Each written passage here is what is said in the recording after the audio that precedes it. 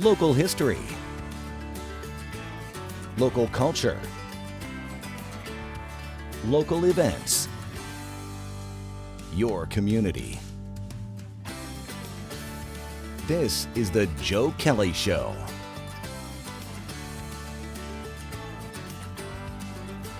Hi there, everybody. Welcome to the show. Thanks for joining us. We are at 1608 Genesee Street, home of the Oneida County History Center, and we're going to be showing you some new artifacts that are on display here. We're going to be talking about some of their summer programs and other things. But first, we're going to say hello to Rebecca McLain, the Executive Director down here, and thank you for having us in. Absolutely. Good morning, Joe. Thanks for having us on. Well, you're quite welcome.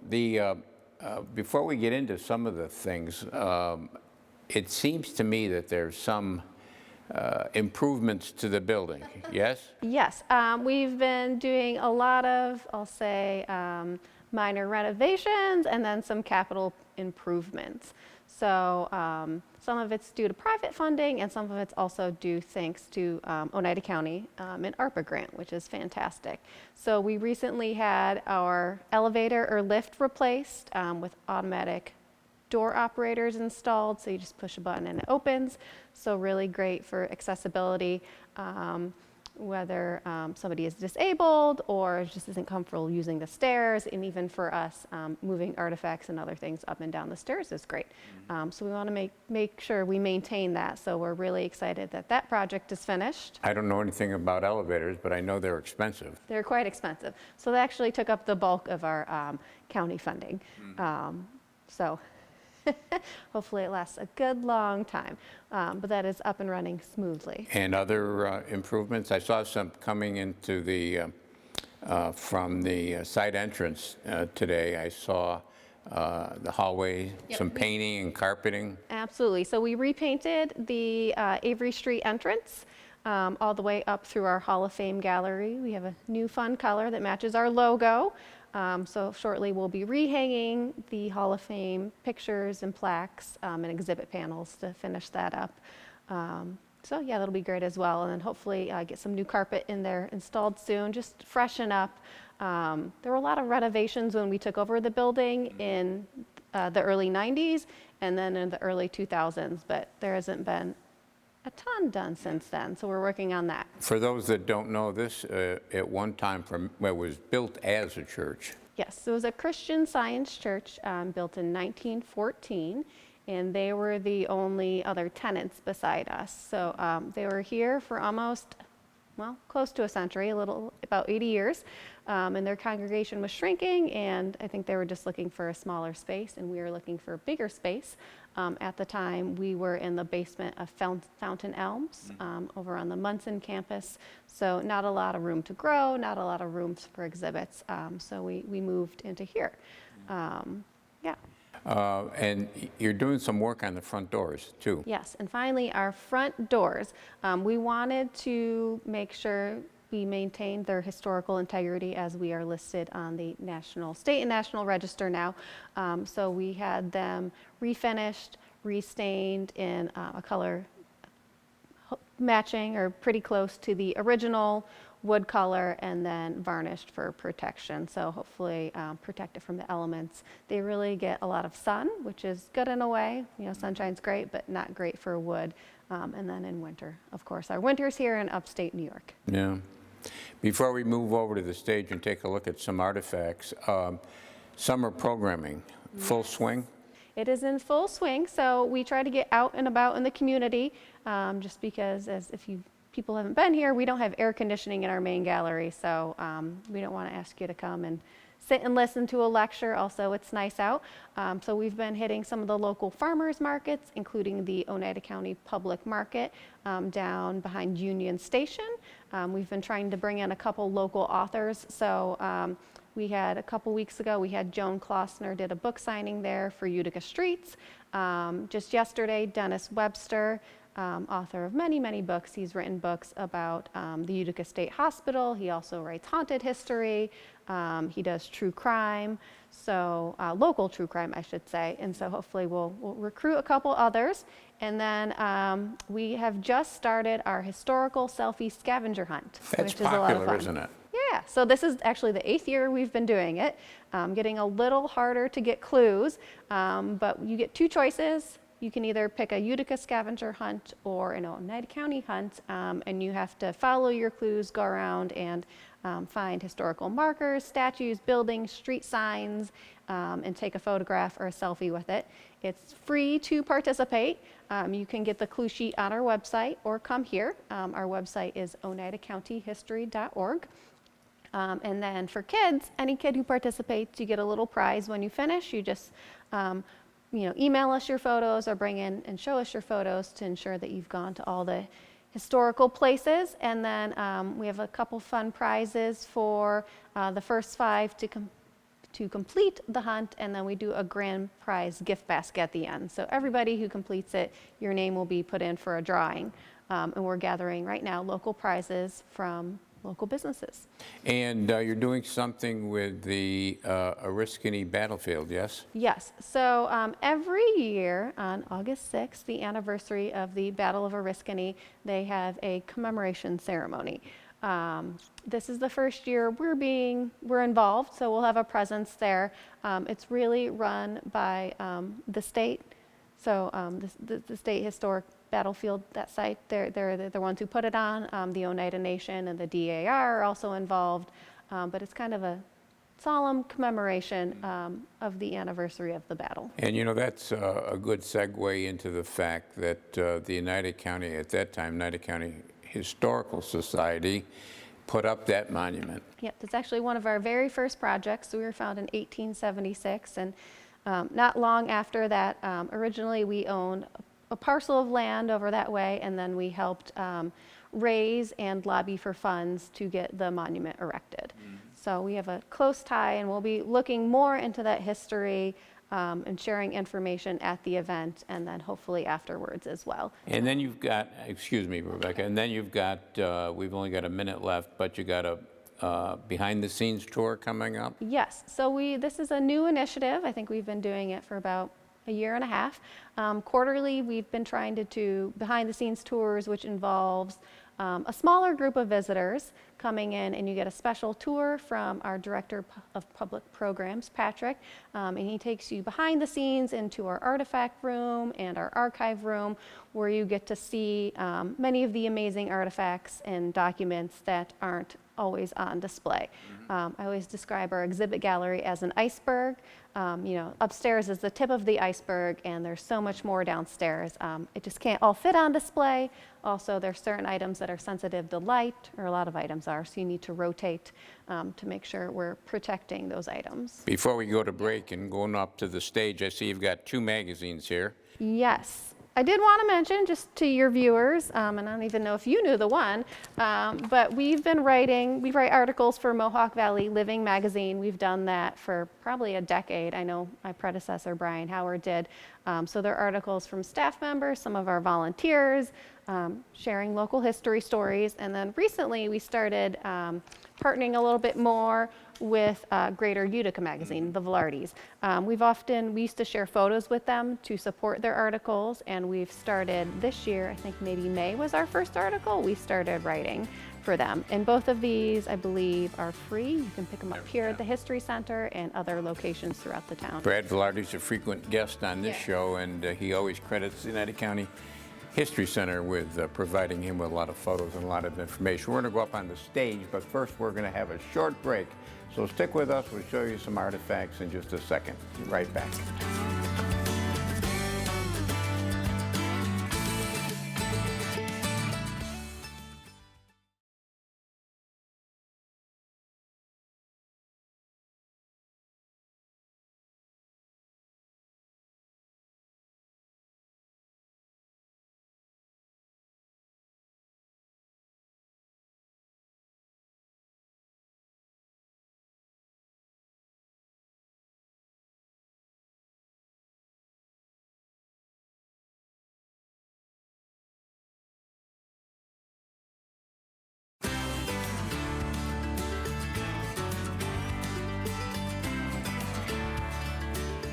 And welcome back, everybody. Thanks for sticking with us. We're at 1608 Genesee Street, home of the United County History Center.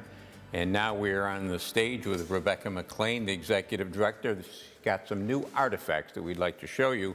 One is this bass drum, and it's the white band. Now, I'm familiar, Rebecca, with the red band, La Banda Rosa, but I'm not familiar with the white band. Yes, so the white band we don't know a ton about, but it's kind of a counterpart to the red band. So if you don't know about the red band, also called La Banda Rosa, so it was the first all-Italian band dedicated to Italian heritage in Utica. And still performing. Yeah, still performing, and actually they donated this drum to us. They were cleaning out a storage area and came across it and decided that they didn't need it. This side looks great, the other side's a little bit damaged, but it still has the nice Utica. But they were formed in the early 1900s. I can't remember right now if it was 1902 or 1905, but early in the 20th century. And as the population, Italian population grew, so did the popularity of the red band. And so eventually there were two more bands that were formed related to Utica's Italian culture, and they matched the colors of the Italian flag. So there was the red band, the white band, and the green band. So actually, if there are any viewers out there who know a little bit more, we're still digging into the history of the white band. We know a lot about the red band. We have some good information, even copies of their CDs and music in our archive. But we don't know a ton about the white band, and I'm sure information is out there in both collective memory and documents. But that's what we found just far. So a very recent donation, which is kind of cool. That'd be nice, too, to get something about that green band. Yeah. I didn't even know the green band existed. Yeah, I wasn't quite sure. And I don't know how long they all lasted, but I believe, you know, the red band is the one, as far as I know, that's still around, still playing at summer festivals and other cultural celebrations. I noticed there's a tag on there with a number. What is that? So this tag is called our accession number, and any object, artifact, or document that is added to our permanent collection receives this number, and so it tells us it's an identifying number. It tells us when it was donated, who donated it, and the specific item. So the first part of the number always represents the year, so we can see it was donated in 2024. If it was donated in 1986, the first number would be 1986. The second part of the number after the first decimal point represents an individual donor. So this was the 36th person or organization to donate to us, and then the last one represents the individual object. So if you gave us more than one object, then it would go 0.1, 0.2, 0.3. So each artifact has a specific number, so we can know its history, where it came from, where to find it, and we put that in our catalog and database. Talking about where it came from, behind you is a sofa. Where did that come from? Yes, so our lovely sofa, it was donated by a family up in Barneveld, but it is from Moore's Hotel, which was the premier hotel up at Trenton Falls in the late 1800s. And so we've been told, which we're going to verify, that it was part of the gold room, hence the color. I believe it's been recovered once. Am I using the right word? Reupholstered. It's hard to find anybody to do that. But quite some time ago. But so if you don't know about Trenton Falls, it rivaled Niagara Falls back in the day. Premier spot. Premier spot for visitors. And so it was founded by, the hotel was founded by Michael Moore in 1851. And he ran it until his death, I think in the 1888 or late 1880s. And his wife took over from there, but it was a luxurious hotel. They entertained and housed lots of famous and notable people. So Secretary of State Seward stayed there. The portrait and landscape artist Thomas Hicks also stayed there. Tons of other notable people, and Hicks also moved to the area. So it was a very popular place, and if you think about the time, people weren't going too far up into the Adirondacks. So when it first opened, they were taking a stagecoach or a horse and buggy.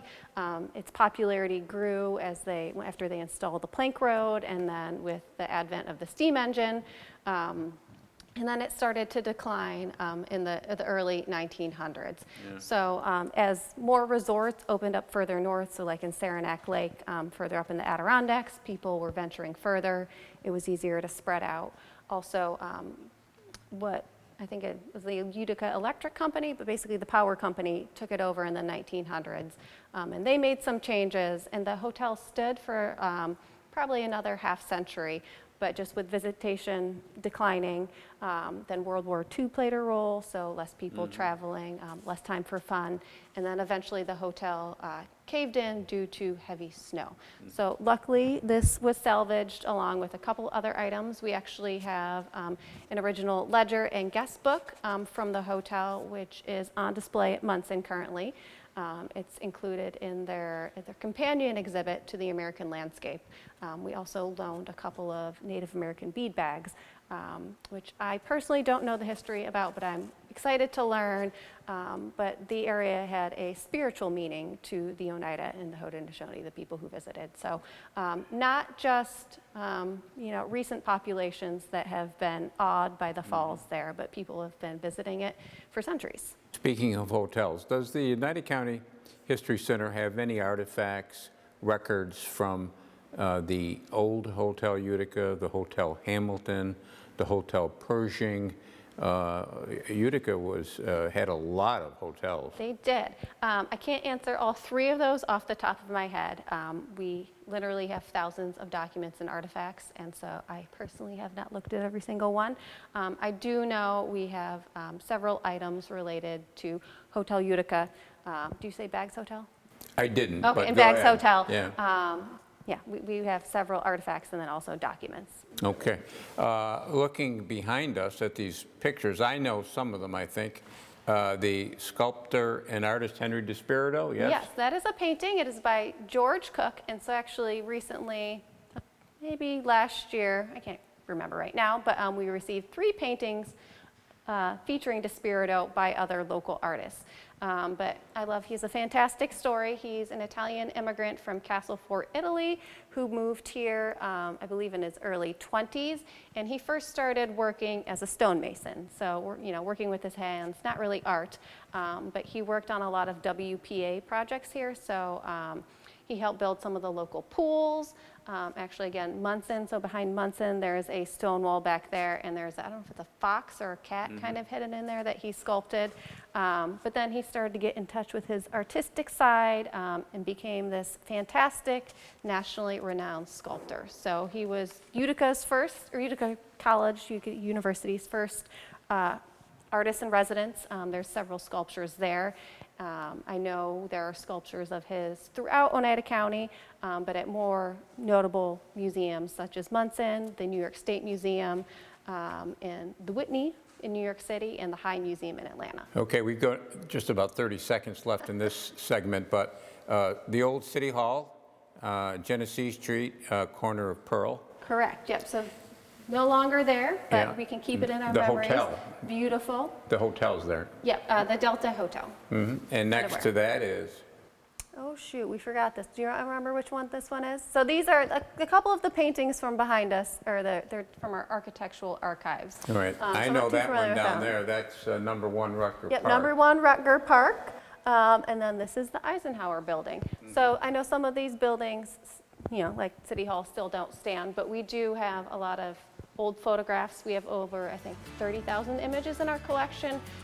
So capturing our history through our visual memory. There's a name for this bike, I forget what it is. The nickname, we can call it a penny farthing or a high wheeler, and so this particular one dates to the 1890s. Yeah, and I remember Doug Preston, the late Doug Preston, used to ride that in parades in Utica. Yes. We're talking with Rebecca McLain. We're at the United County History Center. Short break, right back.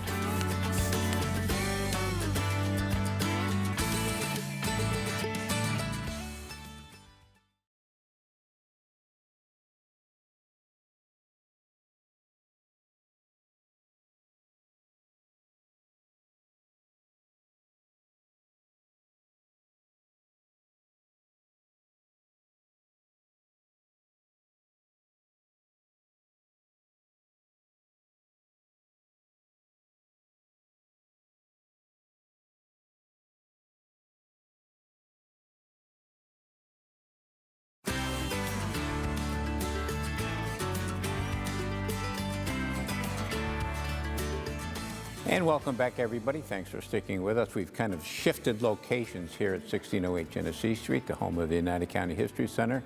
We're talking with Rebecca McLain, Executive Director, and we are now in the midst of the bookstore at the History Center. And I don't think I'm being exaggerated by saying that this bookstore offers more local history books than anywhere you could find. Yes, I would agree. So yeah, we are a niche bookstore. We focus on local history and local authors that have some sort of connection to local history or culture. And we do have a mix of new and used titles. Yeah, I think we have over 400 titles, plus probably another used books are, I don't want to say always coming in, but used books are kind of moving pretty quickly. So yeah, so we have everything. We have a lot of different categories. We have all the images of America books for Oneida County. We recently started carrying all of Norm Dan's book. He writes a lot about abolition in the area, and Garrett Smith and Peter Smith, his father. We even have books related to snowstorms. We have a section on all of our military conflicts, so whether we have a number of books on the Revolutionary War, and we can go later in time, our regiments in the Civil War. Another great author that we have, James Pula. He has a couple new books in our collection. Just had him on the show recently. He's out with a new book on Daniel Butterfield. Yes, and actually he will be speaking in September. I'm trying to visualize the date in my head, but I think it's the third weekend in September, so the 20th or 21st. Will that be on your website? Yep, we will get it up on our website. We are working on finalizing our fall program schedule. So right now we're on our summer hours, but after Labor Day, we'll switch back to Tuesday through Saturday, and we'll start having a talk or an event on most Saturdays in the fall. And right now, your summer hours are what? Monday through Friday from 10 to 4. Okay. And you're down at Union Station, the REA wing, on Saturdays? Correct, yep. So we'll be there, I think the first 3 Saturdays, maybe the 4th Saturday in August, and then we're going to try to hit the New Hartford Farmers Market as well. We got rained out our last stint there. And as you mentioned earlier, we'll be at the Riscony Battlefield commemoration, and then we're also hoping to get to the Utica Zoo for their free night at the end of August. Speaking of books and writers, you had a, what would you call it, a forum or a get-together of writers. Oh, yeah. You brought them in. How did that go? A book sale. I'll say it was mixed. You know, we had a lot of interest from authors. So I think we had 20 different authors show up, which was great. So it was supposed to be a local author book fair. And I know they really enjoyed getting together, chatting, meeting people. Attendance was a little lower than we had hoped, had wanted it to be. So we're considering doing it again this fall, although one of our organizers, unfortunately, is not with us anymore. I'm just kind of looking at the calendar and trying to plan it out. I know one issue, I think, was Christmas on Main Street was a weekend earlier than we were planning. So we might move that. That might be a better winter event than a fall event. But yeah, definitely good to promote. We want to promote all of our local authors. I think it's great to spread the word, you know, and connect people with the talent in town. Speaking of people, you've got an election going on. You might know the results. I don't know, but because it's right about this time. But you have two that are honored: the Living Legends, and then the History Hall of Fame people. Yes. So this is all part of our Historical Hall of Fame program, which is an annual event for us. This year, the induction celebration will be at the Irish Cultural Center on Thursday, October 10th. But we induct people who are living, and then we have a posthumous award, so that'll be the Hall of Fame. And the goal is to celebrate people of note, people who have accomplished something in our community, both presently and in the past. So we do know our living legends. We haven't formally announced, but they have all accepted. So if you want, I can share those. Please. And then voting is just finishing up on our Hall of Fame, which I can talk about some of the candidates. All right, go with the living legends. Yeah, so we have Michael Bozak, who has spent, dedicated a ton of time and effort and sweat to historic preservation in our community. He's a member of Landmark Society, which will be celebrating their 50th anniversary this year, but he's responsible for helping to save some of our historical structures in town, such as, you know, the Rutger Mansion and also Old Main. He was involved there as well. We also have Lucretia Hunt, so humanitarian community service extraordinaire. I know she's in her 90s and she is still attending organizational meetings. Yeah, she's all around town. Yeah. We have Dr. Michael Kelberman, who's probably most known for his work with the Kelberman Center and helping autistic children and people, or autistic people of all ages and their families. He's a heart doctor, good heart doctor. Yeah, heart surgeon as well. So everyone we induct, they're all multifaceted, and it's kind of a lifetime achievement award. And we do try to choose individuals, nominations do come from the public, but we try to choose individuals that represent different parts of our community. We also have Bonnie Niles, who is the Town of Paris historian, and then also just does a ton of community service out in Sequoia, and so helpful, researchers both locally and across the country. And there's one more. She's fantastic. And yeah, one more. And Doc Michael Woods from Hamilton College. All right. And if somebody wants to check out any of these things, they can go online. Yep. So it won't be up just yet, but you can, pretty soon you'll be able to go online and check out our, the individuals who we're going to induct, excuse me, in October, read a little bio, and then they will become, their picture and their information will be added to our Hall of Fame gallery, which is our only permanent exhibit gallery here at the History Center. And so their portraits or their pictures will be hanging, they'll be put up in October after the induction. Good. Thanks for having us in. You're welcome. Thanks for joining us. And thank you for joining us. We'll be back next week. We'll do it all again. Don't forget cnyhomepage.com. Speaking of websites, there's a lot of good stuff there. Until next time, take care of yourself, everybody.